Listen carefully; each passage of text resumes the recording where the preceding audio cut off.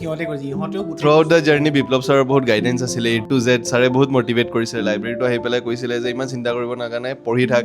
ছাৰৰ এটা কথা মোৰ বহুত ভাল লাগিছিলে, ঘৰত যেতিয়ালৈকে মানে দালি চাউল চেচ হৈ নাযায় তেতিয়ালৈকে পঢ়ি থাকিব পাৰা, তেতিয়ালৈকে এটেম্প দি থাকিব পাৰা।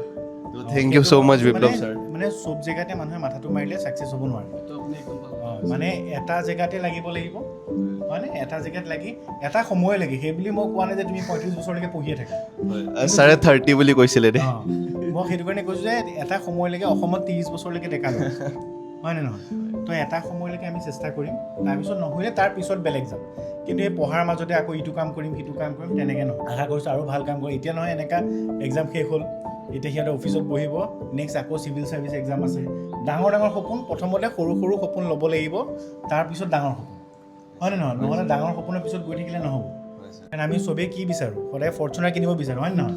কাকো অল্টো নালাগে, কিন্তু যেতিয়া ডাঙৰ হৈ গম পাওঁ অল্টোও কিনিব নোৱাৰোঁ। তো সেইটো কাৰণে ইহঁতে কৈছে এতিয়া সৰু সৰুকৈ অল্টো লৈছে। ইহঁতে অল্টো নহয় বাৰু, ইহঁতে যিটো এক্সাম ক্ৰেক কৰিছে I10 হ'ব। I10 নহয়, আজি যিটো কম্পিটিশ্যন বাঢ়িছে এইটো তুমি কৈ দিব টাটা চিয়াৰা। এতিয়া নেক্সট সিহঁতে ফৰ্চুনাৰ, সিহঁতৰ ওপৰত কথা, সিহঁতে ফৰ্চুনাৰ লয় নলয়। তো অল দ্য বেষ্ট থাকিলে। Thank you sir.